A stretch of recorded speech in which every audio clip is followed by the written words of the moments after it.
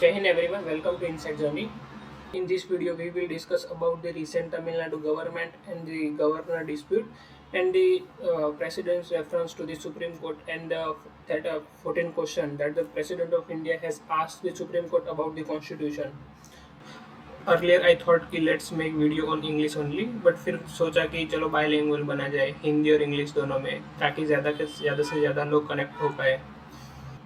Because future is a bilingual, the Indian future is a bilingual, so no one will be compelled to speak English. So let's start without delaying. So if you have ever read the Indian polity, तो आपको पता होगा कि centre पे जो president का role है वही स्टेट लेवल पे गवर्नर का होता है. But there is a slight difference when it's come to the veto power of the president and the veto power of the governor.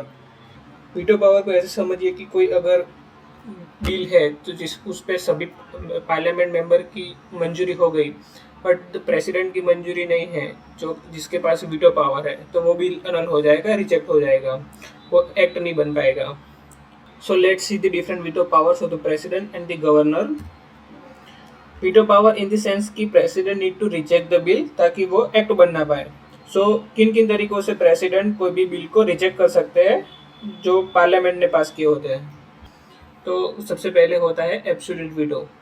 Absolute veto in the sense कि जब भी कोई bill parliament से पास होता है और प्रेसिडेंट के पास आता है तो प्रेसिडेंट उसे सीधा मना कर देते हैं कि ये बिल है जो वो कॉन्स्टिट्यूशन के अकॉर्डिंग नहीं है, तो वो उसे असेंड नहीं करेंगे, तो वो बिल रिजेक्ट हो जाएगा, तो उसे बोलते हैं एब्सोल्यूट वीटो. फिर आता है सस्पेंसिव वीटो. सस्पेंसिव वीटो क्या होता है कि जब भी कोई बिल पार्लियामेंट से पास होता है और प्रेसिडेंट के पास जाता है तो प्रेसिडेंट उसे पार्लियामेंट के पास वापस भेजती है ताकि उस पर कुछ अमेंडमेंट किए जा सके और प्रेसिडेंट उस पर कुछ रिकमेंडेशन देता है कि ये करना चाहिए, वो करना चाहिए, और वो बिल फिर से पार्लियामेंट के पास जाता है और फिर प्रेसिडेंट के पास पहुंचता है. तो जो ये प्रेसिडेंट ने बिल को वापस किया उसे बोलते हैं सस्पेंसिव वीटो. तो और फिर आता है पॉकेट वीटो. पॉकेट वीटो क्या होता है, जब भी कोई बिल पार्लियामेंट से पास होता है और प्रेसिडेंट के पास जाता है तो प्रेसिडेंट उसे अपने पास ही रख लेते हैं, ना ही असेंट देती है ना ही विथहोल्ड करते हैं बिल को, और वो बिल कभी भी एक्ट नहीं बन सकता, प्रेसिडेंट उस पर कोई एक्ट ही नहीं करते. So that is the pocket veto. Further let's see what are the various option that the president और the governor have when the parliament और the state legislative assembly pass the bill. So here you can see the difference of power between president and the governor. So जब भी कोई bill parliament से पास होकर president के पास जाता है तो उनके पास 3 ऑप्शन होते हैं. पहला टू गिव हिज असेंट सो कि बिल जो एक्ट बन सके. दूसरा टू विथहोल्ड हिज असेंट ताकि वो बिल एक्ट बन ना पाए. तीसरा होता है कि वो जो भी बिल है पार्लियामेंट का वो प्रेसिडेंट उसे पार्लियामेंट के पास वापस भेज दे फॉर द रिकन्सिडरेशन, और फिर पार्लियामेंट उन रिकमेंडेशन को एक्सेप्ट करती है या बिना किए ही बिल पास कर देती है. So in that case president have to sign that bill. That is a suspensive veto. Suspensive veto in the sense की power of president to return the bill to the house. Now let's see what are the various options that the governor at state level have when the state legislative assembly pass the bill. So first is to give assent to the bill so that the bill can be act. Second is to withhold his assent so bill cannot be act.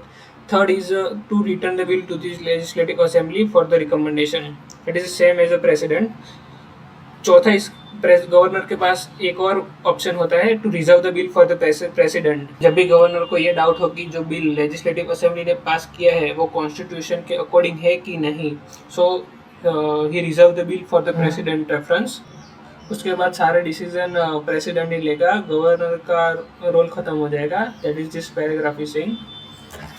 सो जब भी bill president के पास reserve किया जाता है by the governor of state in the name of the constitutional validity, so generally president use her power under article 143 of the constitution and take opinion from the supreme court to check whether bill is according to constitution or not.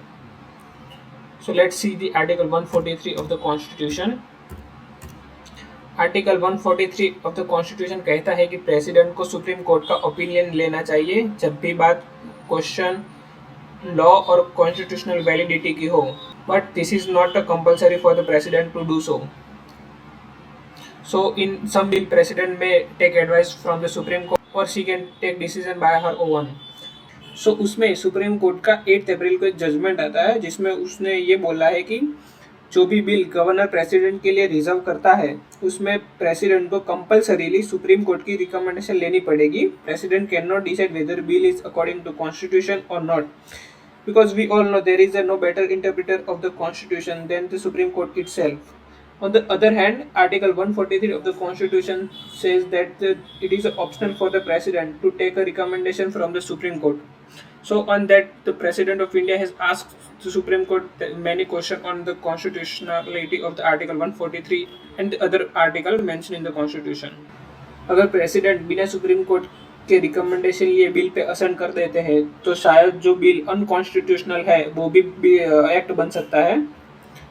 So this is harmful for the constitution. So this is whole dispute of the optional and the mandatory of the article 143 of the constitution. So comment down below whether Article 143 should be mandatory on the President or not. In the very next video, we will see what are the 14 questions that the President of India has asked from the Supreme Court and what is the President reference. Stay tuned for the further updates. Thank you.